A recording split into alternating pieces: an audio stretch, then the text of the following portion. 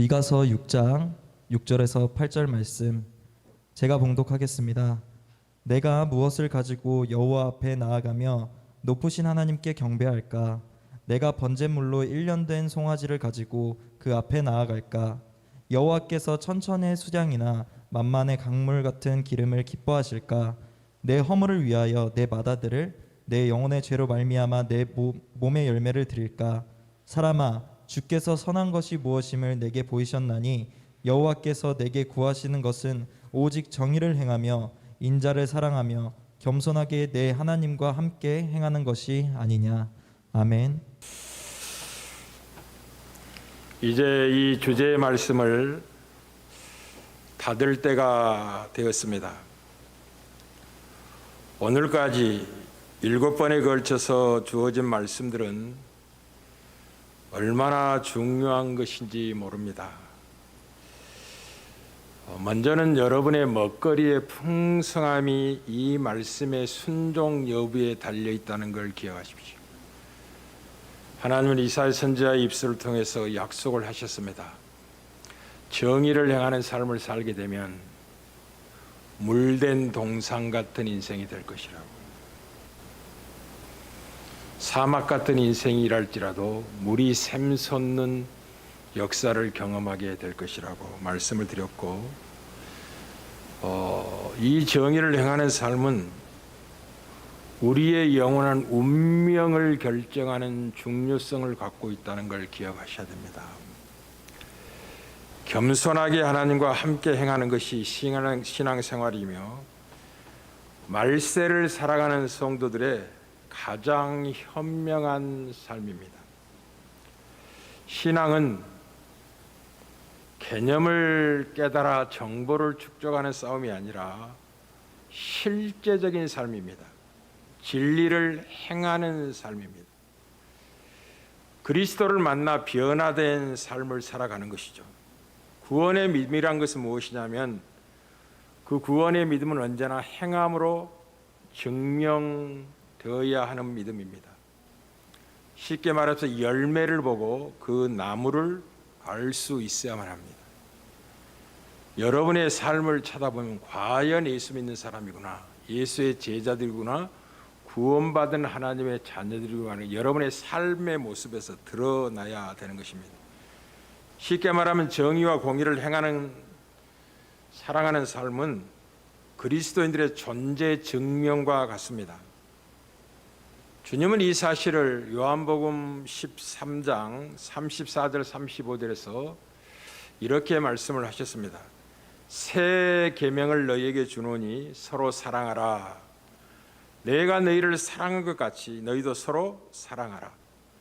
너희가 서로 사랑하면 이로써 모든 사람이 너희가 내 제자인 줄 알리라 라고 하여 정의와 공의를 행하는 삶, 신약에 보면 그것이 서로 사랑하는 삶인데 그것이 예수의 제자된 증거가 될 것이다 라고 말씀을 했습니다. 그래서 이 정의를 행하고 인자를 사랑하는 참된 신앙은 하나님을 본받는 것입니다. 다시 말하면 예수 그리스도께서 우리를 사랑하신 것처럼 사랑 가운데 행하는 삶을 정의와 공의를 행하는 삶이라고 신구약을 통합해서 이야기를 합니다. 이제 우리는 이 예수 그리스도의 성육신의 삶을 통해서 정의와 공의를 행하는다는 것이 무엇인지를 보게 되고 알게 됩니다. 예수님은 가난한 자의 친구가 되셨을 뿐만 아니라 주님은 가난한 우리를 부유하게 만드시기 위하여 부유하신 분으로 친히 가난한 자가 되신 분입니다. 이것을 에베소 5장 1절 2절에서 분명히 증언하죠. 그러므로 사랑을 받는 자녀같이 너희는 하나님을 본받는 자가 되고, 하나님을 본받는다는 것은 이런 의미입니다. 그리스도께서 너희를 사랑한 것 같이 너희도 사랑 가운데서 행하라. 주님이 우리 가운데 사랑 가운데 행한 그 본을 보이셨는데 우리를 위하여 자신을 버리사 향기로운 제물과 희생 제물로 하나님께 드리셨느니라. 그래서 정의와 공의를 행하는 삶은 자신을 버리는 삶입니다. 사랑의 수고를 기쁨으로 행하는 삶을 정의와 공의를 행한다라고 이야기합니다. 구원이라는 것은 구약에는 이렇게 증언합니다. 하나님이 장차 다윗에게 한 의로운 가지를 일으켜서 그가 왕이 되어 지혜롭게 다스릴 뿐만 아니라 세상에서 정의와 공의를 행할 것이라고 예언하고 있습니다. 그리고 그의 이름을 여호와 우리의 공의라라고 불릴 것이라고 예언하고 있습니다. 여호와 우리의 의, 그분이 바로 우리 주 예수 그리스도십니다. 예수 그리스도는 다윗의 의로운 가지로서 왕으로 이 땅에 오셨으며 왕임에도 불구하고 자기 백성을 위해서 정의와 공의를 행하기 위하여 스스로 십자가에서 자신을 내어주기까지 우리를 사랑하신 왕이십니다. 예수 그리스도는 우리의 의로움입니다. 의로움뿐이겠습니까? 우리의 거룩함이시고 우리의 구원함이 되시고 우리의 지혜가 되시는 분입니다. 쉽게 말하면 우리의 모든 것이 되시는 분이 바로 우리 주 예수 그리스도입니다.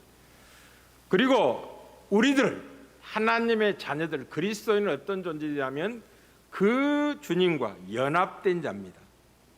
연합되어 있다라는 것이 무엇인지 깊이 유념을 해야 될 것입니다. 이 사실을 사도 바울은 고린도 교인들에게 고린도 1장 30절 31절에서 이렇게 증언합니다. 너희는 하나님께로부터 나서 그리스도 예수 안에 있고 예수는 하나님께로부터 나와서 우리에게 지혜와 의로움과 거룩함과 구원함이 되셨느니라 라고 말씀을 하고 있습니다.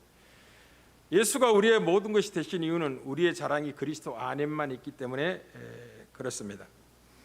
사랑하는 성도 여러분, 우리 안에서 행하시는 분은 하나님이라는 걸 기억하십시오. 이 정의와 행위를 행하는 진정한 사랑의 실천적인 삶은 자연인으로서는 자기 의를 쫓아 일시적으로 정의를 행하는 모습을 보일 수는 있으나 하나님이 원하시는 진정한 정의는 행할 수 없습니다. 왜냐하면 인자를 사랑하는 게 전제가 되어 있어야 되기 때문에 그렇습니다. 예수님 같은 사랑을 살아내야 될 수준을 요구받고 있기 때문에 그렇습니다. 좀 부한 자가 가난한 자를 위해서 재물을 좀 나눠줄 수는 있습니다. 그러나 자기 생명을 내어주는 자는 없습니다.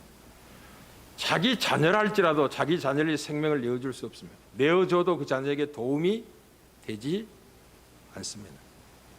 오직 예수 그리스도만이 하나님이 원하시는 정의와 공의의 수준에 이르러 자기 생명을 우리에게 내어줌으로 말미암아 우리를 변화시킨 거죠.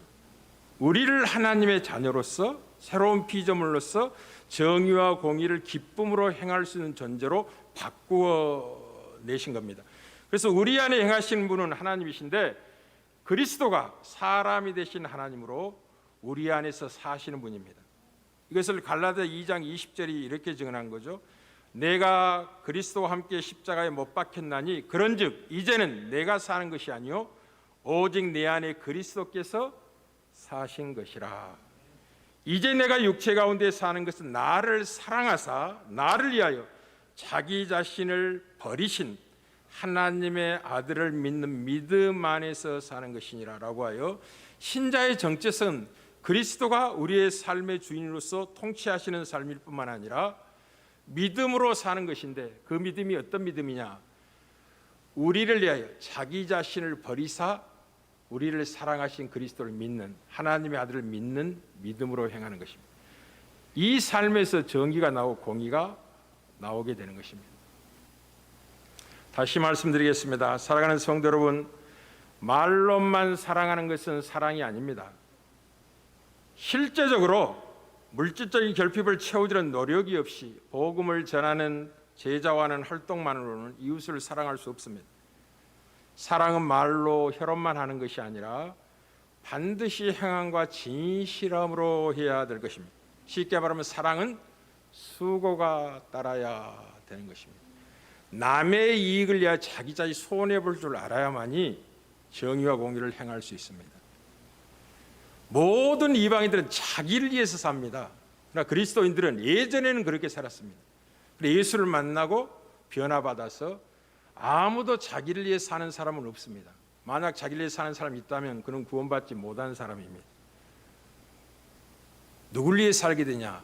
우리의 죽으셔서 다시 사신 그리스도를 위해 사는 삶으로 재편된 사람인데, 그리스도를 위해 산다는 것은 그리스도의 말씀대로 진리대로 행하는 삶을 산다는 것을 의미합니다.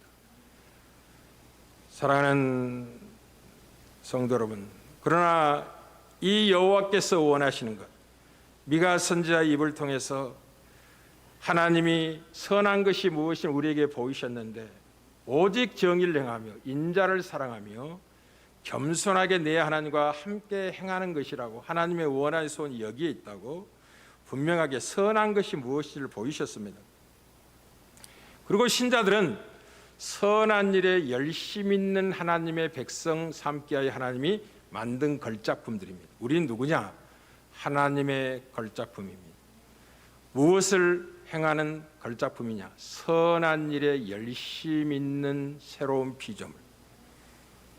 창세전에 계획한 하나님의 작정하심이며, 우리는 하나님이 만드신 백성들입니다. 진리의 말씀으로 태어난 인생이라는 걸 기억하십시오.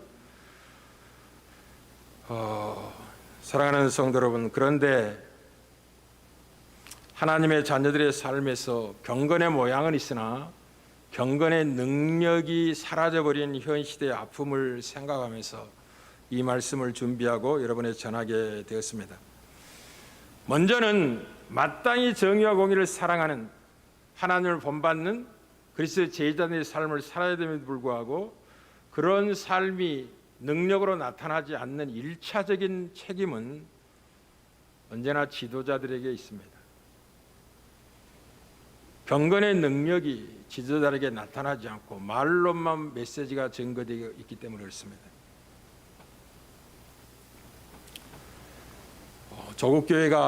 조국이 물질로 풍성하고 번영하기 시작하자 교회도 많은 재산을 소유하게 됐고, 그 재산 소유의 일차적인 수혜의 대상은 언제나 목사님들입니다.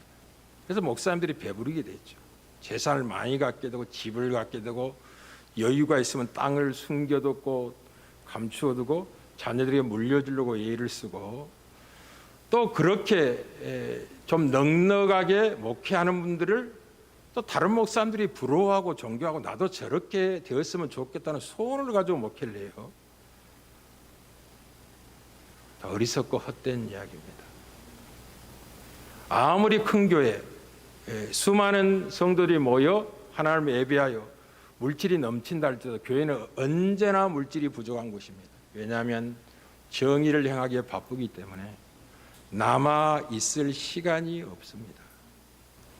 오래 남아 있는 것은 마땅히 해야 될 일을 안 하고 있는 것과 같은 것입니다.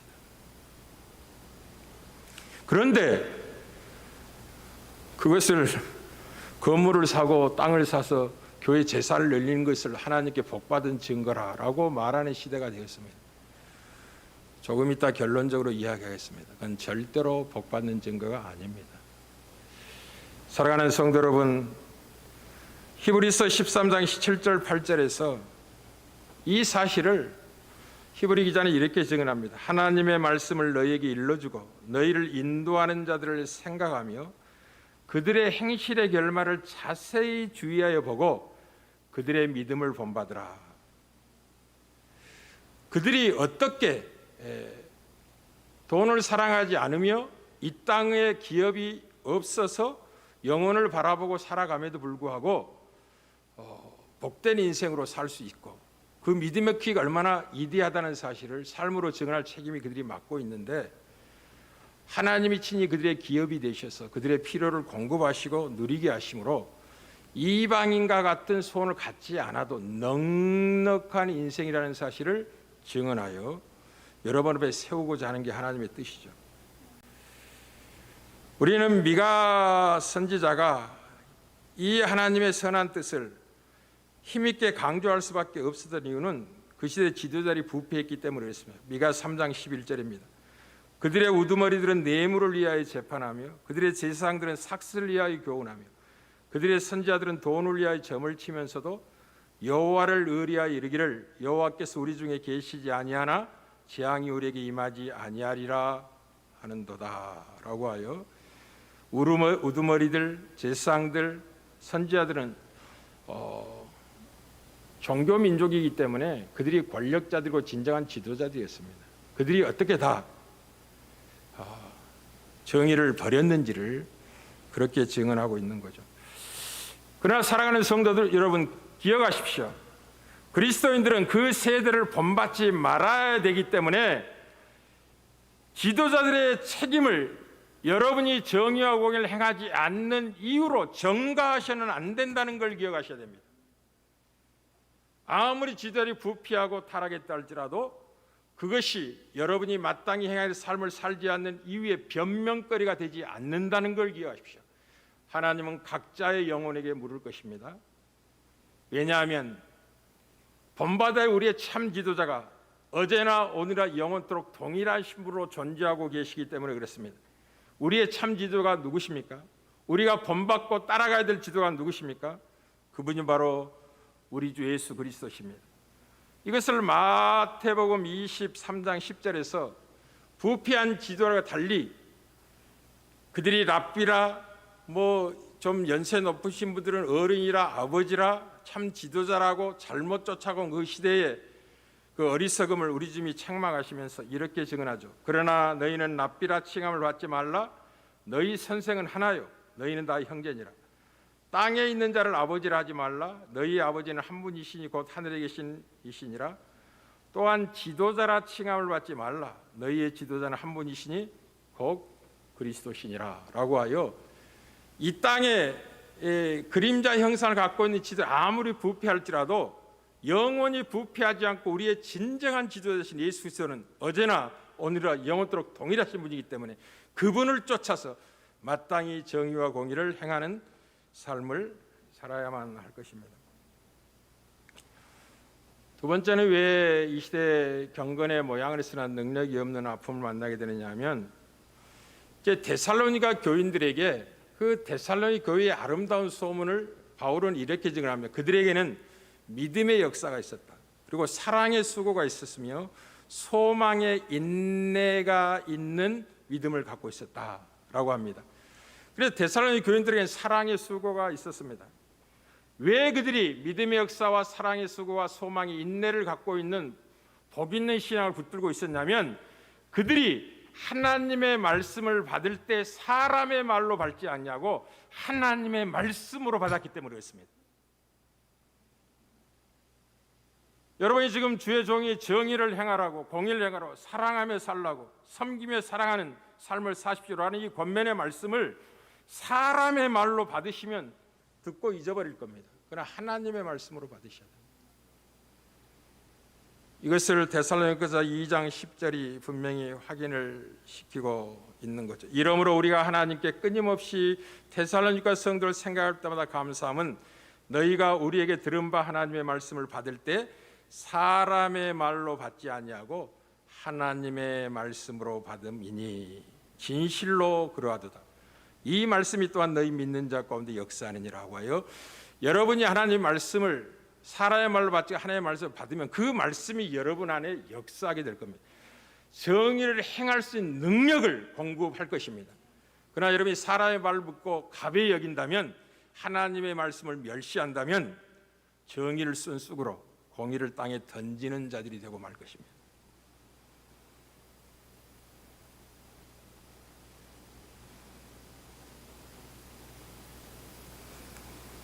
저는 이 말씀이 여러분의 먹거리의 풍성함과 연결되어 있다고 말씀을 드렸습니다.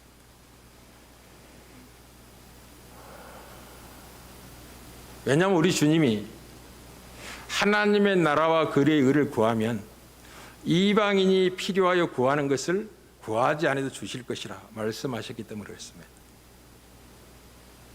이 삶은 여러분의 먹거리와 연결이 되어 있어요. 또한 여러분의 영원한 운명과 연결이 되어 있습니다. 마지막 심판 때 주님이 오른쪽에 양으로 왼쪽을 염소로 마태복음 25장에 비유하면서 정의를 행했는지를 물었습니다. 내가 굶주릴 때 너희가 먹을 것을 주었느냐? 내가 벗었을 때 너희가 옷을 입혔느냐? 내가 병들었을 때 너희가 돌아보았느냐? 내가 옥에 갇혔을 때 찾아보았느냐? 창세 이래로 복받은 양들이 이렇게 증언합니다. 주님, 언제 우리가 주님께 그런 대접을 했습니까? 주님이 했다고 이야기합니다. 뭐라고 이야기하죠? 이 작은 소자에게 한 것이 곧 내게 한 것이라. 여러분의 영원한 운명과 잇대어 있다는 걸 기억하셔야만 합니다. 우리는 아모스 선지자가 말세의 한 증상으로서 하나님이 기근을 보내실 것이라 라고 말씀을 하셨습니다. 이렇게 말씀하시면 주 여호와의 말씀이야 보라 날이 이를지라 내가 기근을 땅에 보내리니 양식이 없어 주림이 아니요 물이 없어 가람도 아니요 여호와의 말씀을 듣지 못한 기갈이라고 하여. 우리 시대의 모습 그대로입니다. 우리 시대는 양식이 없어 굶주린 시대가 아닙니다. 물이 없어 목마른 시대가 너무나 풍성한 시대입니다. 그러나 하나님의 백성의 삶 속에 정의를 행하는 삶이 안 나타난 것은 영적 기근이 찾아온 것입니다. 쉽게 말하면 하나님의 말씀이 사라지고 그 자리에 세상의 영광을 구하는 사람의 말로 대체되고 만 겁니다. 복음이 변질되게 선포되고 있는 겁니다. 깊이 유념을 하십시오. 깊이.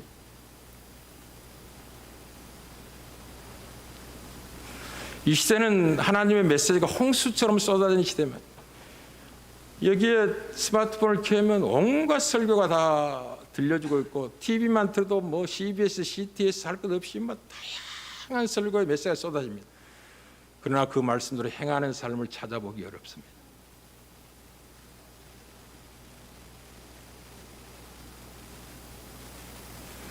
우리 교회는 작은 교회입니다. 그러나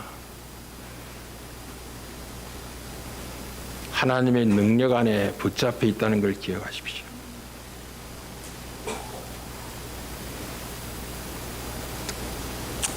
사랑하는 성도 여러분, 이제 말씀을 닫겠습니다.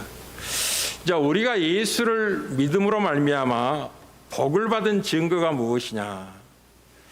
복을 받은 증거가 무엇이냐면 해가 가며 날이 가니까 아파트 개수가 늘어나는 것, 절대로 복의 증거가 아닙니다. 여윳돈이 많이 생겼으니 투자할 곳이 없으니까 땅에 투자해 놓는 것, 그래서 땅을 불려가는 것, 절대로 복받은 증거가 아닙니다. 여러분의 예금 통장에 잔고가 늘어나는 것이 복받은 증거라고 알고 있다면 그것은 여러분이 예수를 믿는 게 아직 모르고 있는 것입니다. 세상 사람들은 그렇게 복을 받았다고 평가합니다. 그러나 하나님의 백성이 복받은 증거가 무엇이냐면 그것은 인자를 사랑하며 정의를 행하는 삶을 살게 되었다는 것이 복된 증거입니다.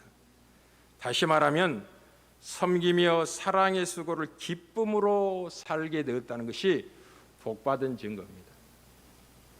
섬기며 사랑의 수고가 기쁨이 되는 것. 주는 것이 얼마나 기쁘다는 것인가를 알게 된 삶이죠. 다시는 자기를 위해 살지 않고 그리스도에 살게 되었다는 사실이 복받은 증거입니다. 그리스도를 위해 산다는 말이 무엇이죠? 그분의 말씀대로 사는 인생이 됐다는 것인데 그것은 서로 사랑하며 사는 것인데 어느 정도 사랑해야 되느냐? 내가 너희를 사랑한 것처럼. 놀랍죠? 주님처럼 우리도 사랑 가운데 행하는 자가 되었다는 것이 복받은 증거입니다. 다른 것으로 증거를 삼으려고 하면 이미 우상을 섬기고 있는 중에 있습니다. 이미 하나님께 떨어져 나가 있는 상태에 있습니다. 그러니 여러분의 믿음의 사람들에게 모여서 무슨 대화를 하고 있는지 제가 가서 1분만 들어보면 그들의 믿음의 상태를 정확히 합니다. 신앙의 수준을 정확히 분별합니다. 뭘 자랑하고 있는지, 무엇을 말하고 싶어 하는지. 속일 수 없죠. 왜냐하면 마음에 있는 것을 입으로 내기 때문에 그렇습니다. 그들이 무엇을 갈망, 무엇을 소원하고 있는지가 그 말에서 다 드러나게 되어 있습니다.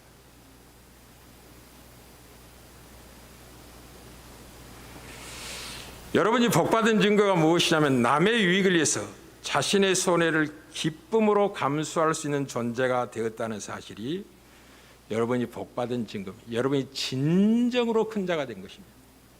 진정으로 큰 자가 된 것입니다. 그런 성도들에게 평강이 있을 것입니다. 평안이 있을 것입니다. 하나님과 겸손히 동행하는 그 하나님은 어떤 하나님? 평강의 하나님이십니다.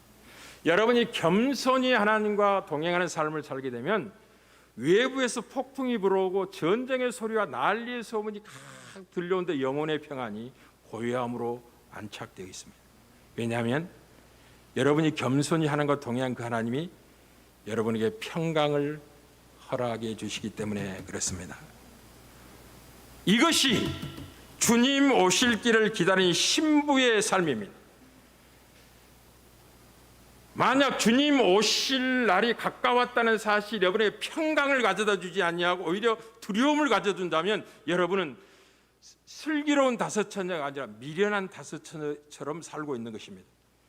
정말 주님 오실 것을 기다리고 있는 간절한 사랑의 삶을 살고 있는 사람은, 겸손히 하나님과 동행하는 삶을 사는 사람은 주님 오신다는 소식이 들릴수록 평안이 영혼 속에 자리 잡게 됩니다.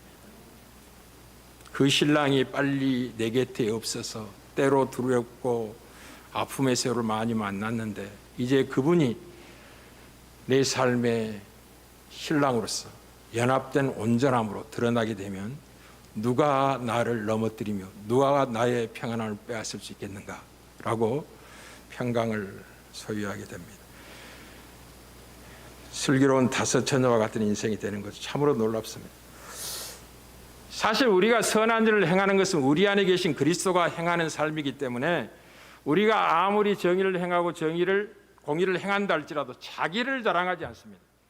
우리 마태복음 25장의 축복받은 양들, 정의와 공의를 행하는 삶의 특징이 그들이 행하고도 언제 우리가 그렇게 했습니까? 우리는 모릅니다 라고 이야기하는 것처럼 우리의 모든 사랑의 수고는 우리 안에서 선한 일을 행하시는 하나님의 결과이기 때문에 하나님께 모든 영광을 돌리게 됩니다.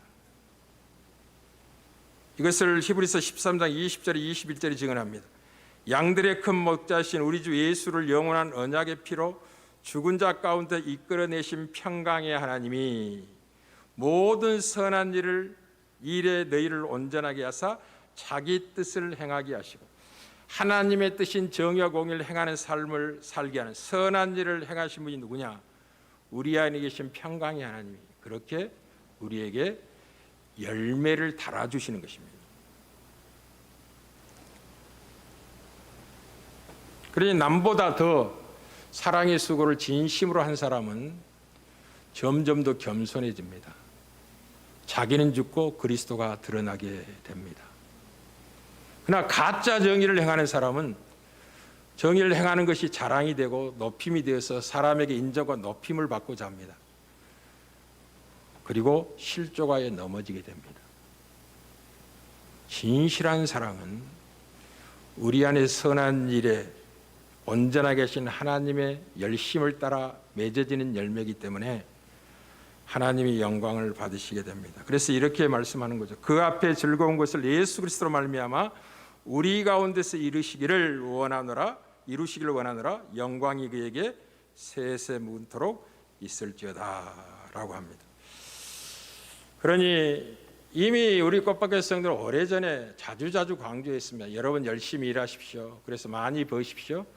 그리고 여러분의 필요를 먼저 누리시고 많이 주는 삶을 사십시오 라고 이미 말씀을 드렸습니다.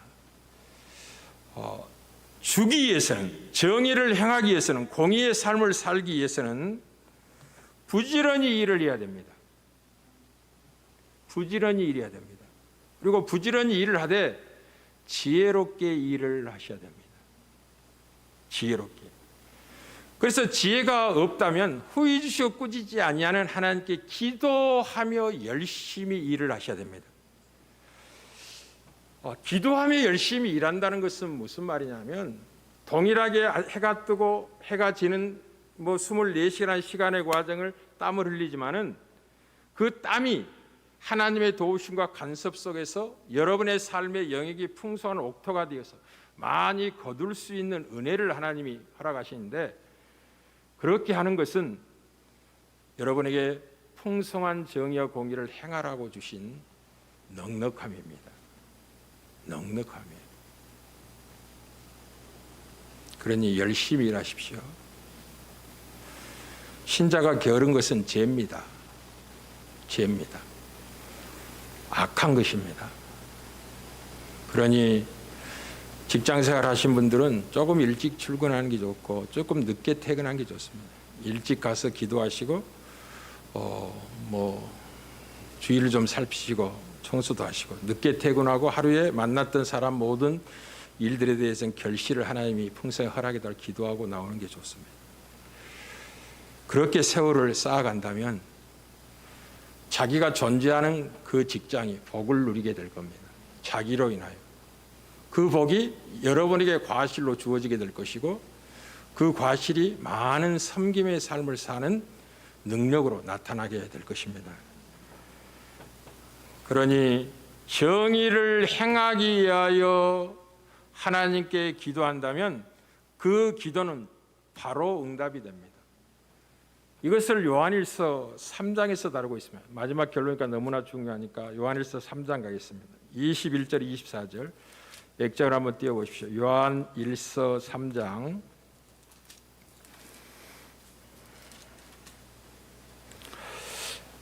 21절에서 24절까지입니다. 액정 한번 띄워보십시오. 요한일서 3장 21절부터입니다.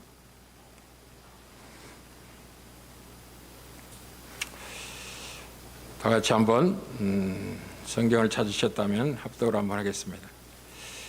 사랑하는 자들아, 만일 우리 마음이 우리를 책망할 것이 없으면 하나님 앞에 담대함을 얻고 무엇인지 구하는 바를 그에게서 받나니 이는 우리가 그의 계명을 지키고 그 앞에서 기뻐하시는 것을 행함이라. 그의 계명은 이것이니 곧 그 아들 예수 그리스도의 이름을 믿고 그가 우리에게 주신 계명대로 서로 사랑할 것이니라.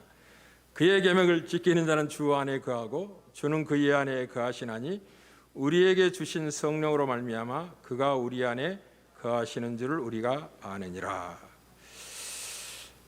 우리가 구하는 것을 언제나 받을 수 있는 근거가 무엇이냐면 우리가 그의 계명을 지키고 그 앞에서 기뻐하신 걸 행하기 때문에 그렇습니다. 행하기 때문에 그렇습니다. 알고 있기 때문이 아닙니다. 행하고 있기 때문입니다. 그런데 그의 계명이 무엇이냐면 두 가지입니다. 그의 아들 예수 그리스도를 믿는 것, 그게 모든 계명의 핵심입니다. 그리스도는 율법의 완성이기 때문에 그렇습니다. 잘 들으셔야만 합니다. 예수를 믿지 않고 하나님의 계명에 순종한 인생은 아무도 없습니다. 왜냐하면 예수 그리스도만이 모든 율법의 마침이고 완성이기 때문에 그렇습니다. 그런데 예수를 믿어 그 믿음이 어떻게 증언된다고요? 그 이름을 믿고 그가 우리에게 주신 계명대로 서로 사랑하는 것으로 그 믿음이 증언됩니다. 그렇게 사는 자의 기도는 담대함이 있다는 거죠. 무엇인지 구한지 응답을 받게 될 것이라.